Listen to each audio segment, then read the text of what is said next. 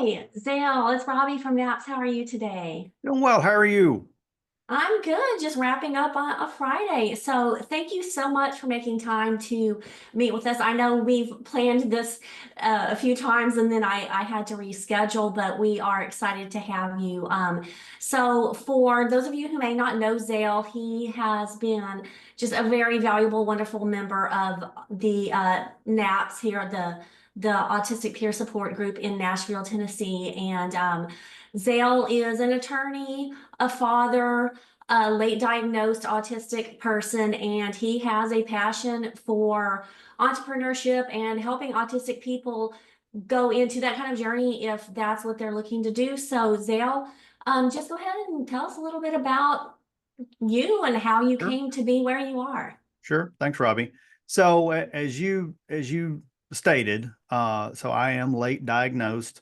Was diagnosed a few years ago, and I remember whenever I was talking to the lady that did my diagnosis, I was like, well, if it's not autism, then we're going to keep looking because obviously it's something that's going on, something that's different.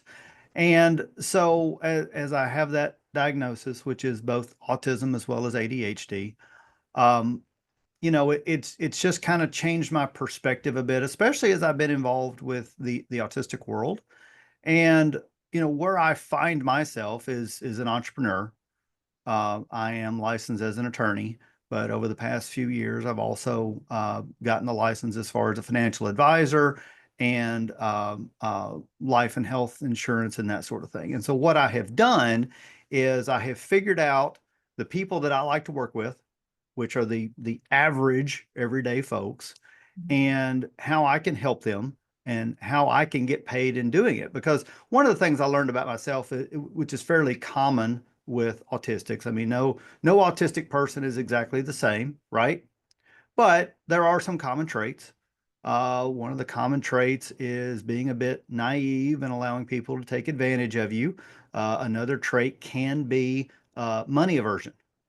And so for me in my practice, because I have a heart for ministry, one of the expensive pieces of paper on the wall has to do with, having a degree in Bible and youth ministry. And so I would allow people to take advantage of me from a legal side. And so I had to learn how not to do that. I had to learn how I can have boundaries with people, how I can be intentional about making money. And that doesn't mean that we're greedy. That means we're intentional about delivering services that have value and receiving that value. Okay. And so for me, where the entrepreneurship role comes in is because I figured out that I really like dealing with average people, not just the high net worth people like so many in the legal profession want to go after. And so I looked at, what does that demographic need? Are they adequately served? The answer was no. Uh, so what else is it that they need? And so that's where the financial services came in. And so from a business perspective, what I can do is I can make a connection. I can bring somebody in the office. I can start that trust journey. I can show them that I'm worthy of trust. As an autistic person, another trait of ours is often loyalty, even loyalty to a fault, right? And so that fits really well with my clients. And so not only do I get paid for doing estate planning or maybe some probate or some legal work, but also I can get paid for financial services. And I had a client ask me one time, she goes, well, from the advising side, are you a fee only advisor? Well, no, because there's more tools that are than just the fee only side offers, right?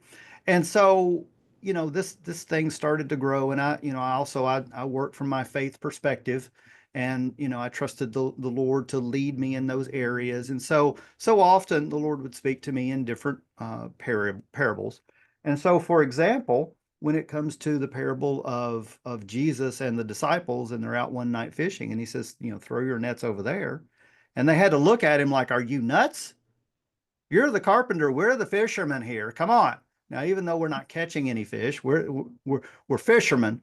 They did it, and they brought in this big haul, and the haul wasn't for the purposes of just gaining wealth. It wasn't for the purposes of, being greedy and hoarding it. The purposes was, for his kingdom and them paying their bills and them being able to release to be able to do that work, right? And so I would look through those different, scripture and try to struggle, what is the meaning of the parable of the 5 talents? Why was the one who got the greatest gain the one that was blessed in that story, right? Mhm. Again, is it about gain or no? Well, Jesus says, well, who you can't serve two gods, you can't serve both Mammon, who was a deity. It's not just money. And so looking at all that, so how can I create different revenue streams from the same client? And so that's where the estate planning coupled with the retirement planning came in. And then to take that out further, I realized that, I'm not necessarily employable, when it comes to sensory issues and what I need my office to look like. It's better off if I am if I'm an entrepreneur. And so I set all those parameters. Also, as an autistic person, I don't always pick up on, what the neurotypical world thinks is normal and not. And so sometimes there's just, social awkwardness there. And I learned when I worked in the corporate world that the corporate world doesn't necessarily like to promote social awkwardness, regardless of your qualifications. Um, and so, that's where entrepreneurship fits. Well, as you and I both have been involved with the adult autistic world, a lot of folks struggle with employment. And my frustration with that is there seems to be two settings. There is the setting of, can I go somewhere and get a job, or can I get disability? And in either way, you're relying on somebody else for that cash flow, right? And so one of the things that I know that we as autistic people can do is we can create our own cash flow. But sometimes we have to be taught. Sometimes we have to be given the skills. And often, if you're like me, I mean, I can look back in my family and see, undiagnosed autistic traits in family members. We weren't taught to be entrepreneurial. We were taught to be employed. And so how do you create those entrepreneurial skills? Well, if anybody's heard me talk on this, one of the things that I love is the Clifton Strength Finder. So Clifton Strength Finder, you go through and it tells you, here's these traits that you have, however many of them that you buy, and here's where they fit in. So that to me was a real eye-opening as to how I could, conduct myself within that framework of what I do really well, how I can leverage that, how I can not focus on the things that I don't do well. I mean, when it comes to Clifton, that whole salesy side that people typically see, your typical salesperson, I don't have any of that. I don't have any of that woo woo. I tend to be an omnivert or an ambivert, so I'm not this outgoing extrovert person that you typically see for sales. And yet, there's a way that I can do sales that fits me and fits my clients. And so that's what I really like about Clifton. But, and I've given some talks on that. We've talked about that before. One of the things that I think is the next natural add-on to that is finding mentors, because so often, as autistics, we can fixate, we can read, we can, focus on these particular topics and that sort of thing. But sometimes you have to find a mentor, and that doesn't mean that you go out and you find the most expensive mentor, right? I mean, there's plenty of mentors that you can pay a lot of money for. Some of them bring a lot of value when you pay a lot of money, and some of them bring none or very little.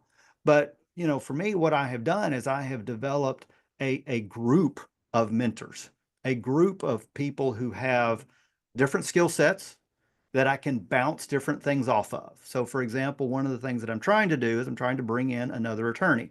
So, for me, another attorney is a hard fit. I can't teach trust. That's the first thing. But they have to be somebody who fits with me, and they're not an employee. They're not somebody that I'm paying, because you survive off things like being able to split fees, not having a payroll as a small business person. And so that's part of where I'm going. So one of the fellows, it's one of my mentors. I had coffee with him Wednesday morning. I said, hey, here's what I'm doing. What do you think? And so the great thing is, typically when I've got two or three mentors saying the same thing, even if it doesn't make sense to me, that's something that I'm going to give great weight to. That's something I'm going to try to figure out how to do. And so, that's really been my passion over the past few years is learning how I can be an entrepreneur, but then also, I want to duplicate that. I want to teach others how to be, an entrepreneur. I put out a YouTube video not too long ago where I was honestly, it was a bit of a rant, but where it just really frustrated me, where some of the people who are supposed to have standing in the autistic community and all of that are just going on and on griping about government supports and that sort of thing. And government supports are a big deal, and some of us need to know what they are to be able to help the community that truly can't help themselves, right? But there's also an element of that, and this discussion's coming from people who are employees, so they don't really understand entrepreneurship, because a lot of times the entrepreneurs aren't having this discussion. The entrepreneurs are just out working, right? And unfortunately for a lot of the entrepreneurs, they're not sharing what they've learned. They're not sharing how business works, how money works, all that sort of thing. They're keeping it to themselves. They're doing well, but they're not sharing it. So for me, that's a part of it is sharing it. So I really want to see those in the autistic world who really want better, right? Maybe it's a situation to where they're not to the level of disability, or they can still be gainfully employed even with whatever their disability is, whatever their uniqueness is, and as far as I'm concerned, whatever their stinking superpower is, because so often we overlook that. But being able to leverage that and just teaching them a few extra things that gets them from a level of barely surviving to thriving. That's what I want to do. And for those of us who can thrive, okay, because I'm living it. I'm not just talking about it. The IRS is going to be very happy with me this year. Is now when we can get those folks who can thrive to a level of thriving, let's bring everybody else up who can't. Let's learn what it means to function within the disability world. One of the things that we did in the group not too long ago was bring in a disability attorney. And some of the members have benefited from that, of not only hearing that, but also, being able to have that relationship, that connection, right? And so we want to thrive, and we want to bring others along with us. And it's not a matter of saying, oh, well, you can't be an entrepreneur, so bleh. It's more a matter of, okay, you've tried this, it doesn't work for you. What can we do? Right? And there are some people who can, get out of their comfort zone a little bit and excel in areas that they never thought about. There's some people who are going to try and just can't. But that's a part of just learning who God created us to be, learning what those superpowers are, what those limitations are, and then functioning within that. So I think the one thing of all of this that you probably haven't heard yet is as I have added the mentors part, because I think it's really easy for us to get caught up in our head, for us to get caught up in doing our own thing and fixating and not bringing in others that we trust, not bringing in others that have kind of walked that path. And it doesn't have to look the same. I mean, the guy that I was talking to Wednesday morning, he makes his living teaching how to swing a baseball bat, but he's done a phenomenal job of that. He's done a phenomenal job of recognizing what the Lord has given him, and applying and recognizing who he wants to serve, what he loves to do, and then how that can function within the world. So, what thoughts did I create? Well, there was actually a lot from the beginning. So you and I have discussed, I am launching on my own entrepreneurial endeavor. And so I started as a life coach, helping people who've navigating bullying and abuse with a heavy focus on neurodivergent people, Right, because that for a lot of us, that's been our life experience. And right, the whole thing with boundaries, it's funny that you mentioned that, because I'm doing a four-part boundary series right now, and my next one is going to be navigating boundaries as a neurodivergent person, right. because it's weird for us, because we're told we can't do things and we should do things, and then we let people do things to us that we shouldn't let them. It's very confusing. And so I think dealing with that just in life, and obviously in a business setting with clients like you're discussing, or even as an employee, what are you going to put up with in the workplace, right? So I Right. think that's huge. And then you mentioned the scripture about having the disciples cast their nets on the other side, and that's something I've personally been running into recently in my life with employment and trying to do my business, is just doing the same things that aren't getting me anywhere. And I'm like, okay, we need to be putting this somewhere else because we're not getting anything, right? Right. So I think this can also be a huge problem, particularly for autistic people, because of the tendency to have like black and white and rigid and routine. And I know to Right. do this, so I'm just gonna keep doing this, or I don't know what to do. And somebody told me I should do this, and that must be right because the rules are right. And I don't Right. know, so I'm gonna keep doing that.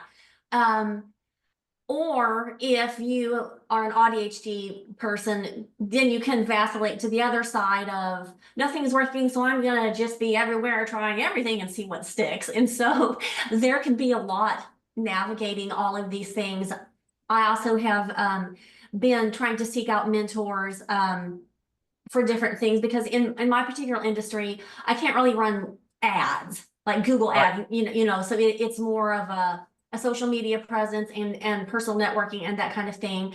And so Right. I'm seeking out people who did start from scratch and were building and navigating, maybe having to transition from employee status to this, and it takes a minute. And then people who are very great at networking and that kind of thing, and listening to their feedback.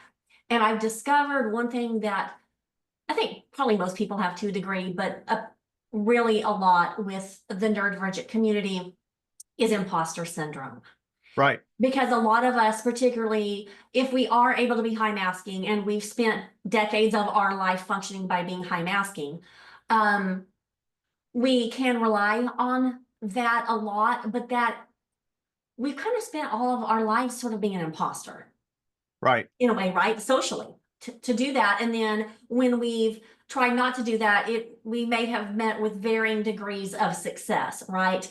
So when we already have that foundation, then carrying that into establishing a business, or even taking on an employment a situation that might be the next level or out of your comfort zone, that can I really do this? Am I faking it? Will I fail kind of thing can come up. And so there's a lot, I think, for autistic people to manage going into it. There's just we have all the regular entrepreneur hurdle in addition to our own other stuff bringing into it. Right. So no, I think it's fabulous that you have a heart to help our community in the career and business owner track, because we don't get that support for the Right. most part, right? Or if there is, it could be through a nonprofit for those who are very high support needs, individuals who need a different kind of structure maybe than even what you and I are talking about, right?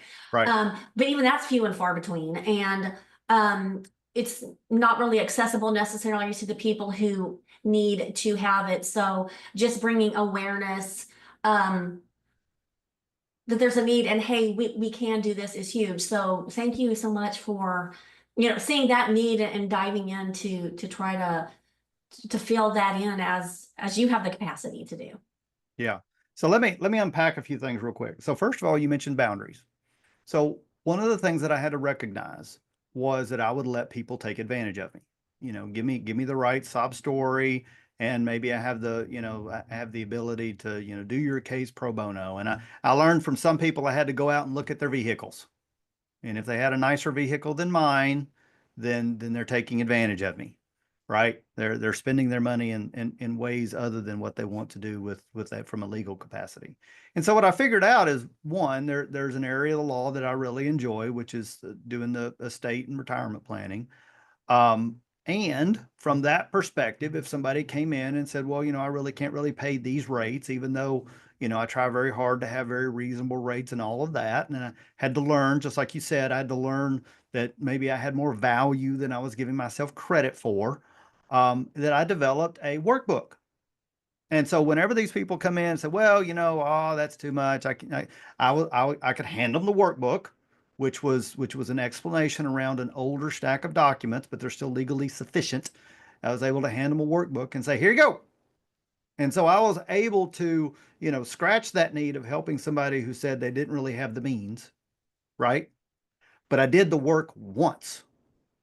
And so all I have to do is print the workbook out, update it from time to time, and hand it to them and say, knock yourself out.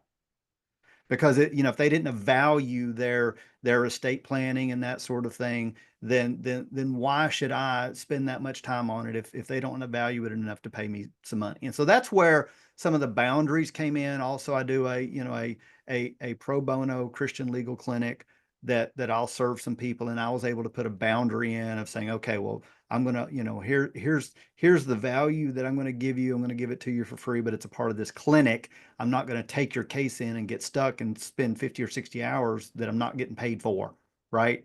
I mean, that was just a thing. That was time and time again. So that was part of it. I also had to figure out that there's some work that, while it was very much purpose work, it didn't pay very well. It actually pays less than my cost of doing business. And so I figured out that I had to dial that back a bit.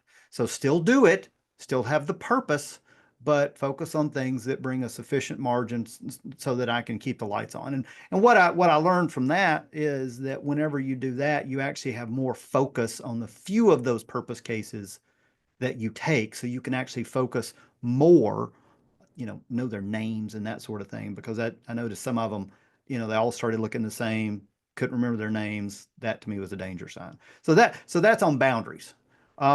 You mentioned casting the nets. Sometimes the nets can go in directions that you don't anticipate. Sometimes the nets may go in areas where you think might professionally be below you. You might figure out that there's a whole lot more margin in areas where you thought were below your academic level or whatever. Okay. That's a part of learning business. That's a part of humbling ourselves. Many of us in the autistic world, and especially when we have, multiple initials after our name, we have bought into the academic lie that if you get the degree, the money will come. That is a lie. The U.S. government right now is funded more by student loan servicing than it is by tax. Let's see. Yeah. So, just see that that's where we are. See that you may find yourself in a position that professionally people will look and say that's below you. Well, maybe you can do that area really, really well, right? Mm-hmm. Maybe that fits in with other things that you're doing, just to, which is the way my law, my life and health, and my investing license all fit together, because it's all a part of a package. And then, the last one that I really caught is, that question of, will I fail? I have not looked this up, but it's my understanding that Elon Musk did not expect Tesla to succeed.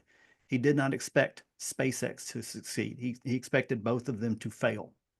And, failing with SpaceX could be, absolutely glorious, right? I mean, what happens whenever a rocket comes down, right? That's huge. But I really admire the concept of learning to embrace being okay with failure, learning to embrace the fact that failure can often be our best teacher, and learning to be okay with failure. Because my belief is, I haven't done a poll on this, but my belief is a lot of the autistic world has a similar background in what I do, in that one or both parents were perfectionists. And when you grow up being afraid to fail, it reminds me of, whenever I tried to play baseball as a kid, I was terrified to swing, because I didn't know what the perfect pitch looked like, and I didn't know what the perfect swing looked like. So I was afraid to fail. And when you're afraid to fail, you strike out. You never take a chance. And so sometimes we have to take some chances. Sometimes we have to recognize that done beats perfect and move forward. Mm-hmm. So Yeah. No, that is absolutely That's absolutely true. And um, what would you what would you recommend? I know you've covered this when you've presented to our group before. Um, maybe for someone who maybe they're having a hard time finding employment, or they've just had abysmal experiences with employment, and they're thinking about a business and they have an idea. In addition to doing like a strengths finder, what would you say are maybe some of the first like two or three things that a person might want to sit and think about? Like maybe write it down, or something that gives them a framework of, hey, am I ready? Is this viable? Obviously, it can be much more complicated drawing up a business plan and all that. But I mean, just for those who might be thinking, hey, maybe I need to make a change and I'm interested in trying my hand. What would you recommend as like their first steps? So one of the things that you referenced was Clifton Strength Finder. Okay. So I recommend with that they just buy the book. The book has the code in it where you do your initial strength assessment, and it's cheaper than just buying the code. Obviously, they want to sell some books. Okay. And you don't have to read the whole book. You can get it in audio if you like. If you're like me, you've learned that you're more audio oriented than sight reading. But beyond that, I would take inventory of the people that you like to deal with and the things that you enjoy doing. And that could be as simple as I like organizing stuff. Okay. So that has a business application. Now you have to be careful because you can sit around and you can organize stuff all day long and not generate revenue. So you have to be careful with that. But it's one of the things I enjoy doing. I remember one time working in a job asking, Lord, can I just get a job where I just organize stuff? And then I went off and was a claims adjuster after that for 13 years. And a lot of times you're just organizing facts, data, and cases. Mhm. But take inventory of who you like to deal with, who your ideal client profile is, and then what you like to do with them. How can you serve them? How can you create revenue from that? And then beyond that, revenue is found in the gap. Okay. So wherever, if you, so for example, with me, um, I recognized after a little over a decade of doing law that I really enjoyed the planning side of it. Okay. So where do most of the attorneys gravitate to whenever it comes to the planning side of it? They gravitate toward the high net worth folks. Therefore, there's no gap. That area is filled. That area is very competitive. I once tried my hand at doing a lot of injury law. I do some. I enjoy those cases, but I'm not the one out there competing for injury cases. Why? Look at all the billboards. There's no gap. Okay. So find the gap. So for me to find the gap is dealing with average folks, not the 1%, the 99%. Dear 1%ers, I'm happy to deal with you as well, but understand I'm more comfortable with the 99%ers. Okay. And the 99%ers are the ones who are underserved. So there's plenty of gap there. Okay. Mhm. Well, so that's from law and doing estate planning. Well, when it comes to financial planning, there's a book out there that says financial planners should focus on people, 250 liquid and above, maybe 500,000 liquid and above. So guess what? When all the financial advisors say, well, I only want clients that are 250 or 500 and above, where does that create the gap? That creates the gap under 250. And so when you're in a situation like me where I have multiple streams of revenue, and if somebody just comes in and they want investing advice, and I'm doing their estate plan, I'm getting paid on their estate planning side, but I can still give investing advice. I can give it one as an attorney, but also I'm licensed for it, right? Or if they want somebody to manage it and they keep telling me, because I've had this several times, hey, I haven't heard from my advisor for years because they don't have enough money for the advisor to care, right? There's the gap. And so it's not only a matter of who do you want to work with and what do I want to do and what strengths, what superpowers did God give me? Because so often with our autism, it's not a disability, it's a superpower. We just don't recognize it. A neurotypical world doesn't recognize it. So you've got to go out and figure it out on your own. Yeah. But then where's that gap? Because you can put all this stuff together, you can find your ideal client profile, who you like to deal with, what your strengths are. But if there's 1,000 other competitors for that, that's going to be really difficult. You can Mhm. still make some money in it, but it's going to be really difficult. So find the gap. One of the things that I do is because of all of my different licenses, I'm uniquely positioned to deal with Medicaid planning. So this is typically for people who are going into a nursing home facility. They haven't set aside the money to be able to pay for it, and it's a very complex system. Mhm. Okay. So I'm licensed as an attorney because there's a legal element. I'm licensed as an investment advisor because often there's investing funds, there's a retirement funds element to it. A lot of times it takes a life and health license to do it. And something I realized later in getting into this, I actually grew up in nursing homes because mom was an administrative assistant. So I had many jobs in nursing homes. So I'm very well acquainted with what that looks in on a day in and day out world. So I can apply all of that. And there's a gap, right? Because there's not a lot of Mhm. folks doing that. So that's where that fits. But all of that's still different, multiple streams of income. Yes, I really like you mentioning the gap, and I think you and I have discussed this, just me talking to you about my situation, and yeah, that's huge, and that's something I've come to really understand myself in the last probably like month, is the gap is actually where I'm being drawn anyway, Right. and I was Because gonna that's make where the it like a ministry is. peripheral, and so I'm in the process of kind of focusing on I'm getting where I'm focusing on the gap. So I'm so glad that you brought that up because yes, that's a thing and that's where innovation is, and autistic people are really good at finding gaps that other people don't see. We Right. see a lot of times these things that other people don't Right. pick up on. And Right. yeah, so that is an awesome point. Well, I know that you are a busy man and we are coming up on the weekend now, so I won't keep you anymore. But thank you so much, for talking to me and for everything you do.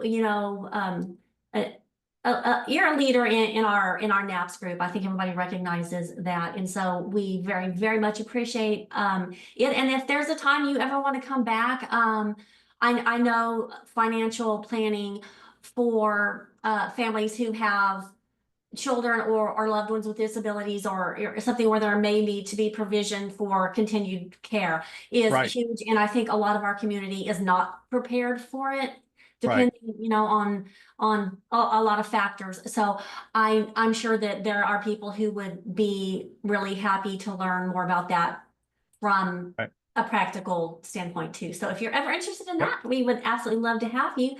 But I guess then if you don't, do you have anything else you want to add before we wrap up?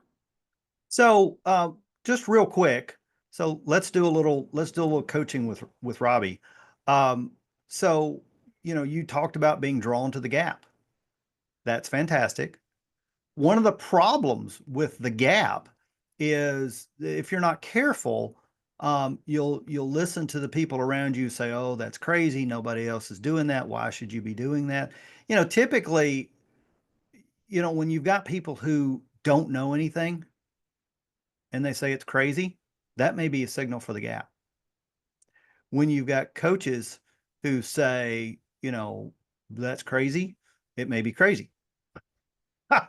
But one of the things for you is to recognize, where's the gap with people? Where are they not being served? And how can you do that as a coach? Because there's a lot of freedom in the title coach as opposed to other titles that have licenses and all that sort of thing that are highly regulated, right? Yeah. And so for what you're doing as far as still being able to be nimble and that sort of thing, coach could be spot on. And then from there, what you do is you just build that network. And a lot of times that network doesn't always look like we think it does. So for example, one of my networks that if I were needing some business, okay, one of my networks has to do with dealing with, or actually two of them have to do with dealing with the geriatric world, dealing with folks in care, dealing with their caregivers, all that sort of thing. And there's not a lot of attorneys there. There's not a lot of financial advisors there, and there's no one there who's both. And so, that's an area. Instead of going to a bunch of, instead of going to, a group of attorneys, I don't get a bunch of business out of a group of attorneys. I don't get a bunch of business out of a group of financial advisors or insurance people. I get business out of something that is kind of sideways related, but there's no one else there. If you Mhm. walk into a room and you've got, half a dozen folks who call themselves coaches and they're on the spectrum and all of that, I'd say hi. I'd want to be, cordial, but I don't know that I ever necessarily go back unless I personally needed the support Right. of that group, because you're not going to market to that group. There's no gap. So that's really my closing word. I really hope this, helps someone. I'm happy for us to come back and talk about special needs planning. I'm happy for us to come back and talk about Medicaid planning, because that especially affects the late diagnosed autistic world, especially as we age.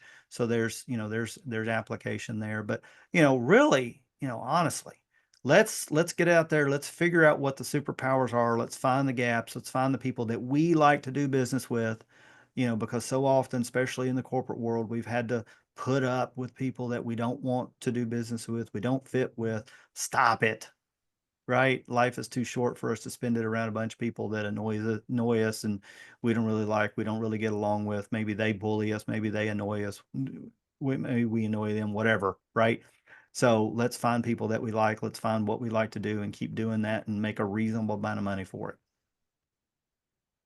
Absolutely. All right. Well, again, thank you so much for your time, and we hope to see you back. So you have a wonderful weekend, and if we don't see you, have a wonderful Christmas and New Year.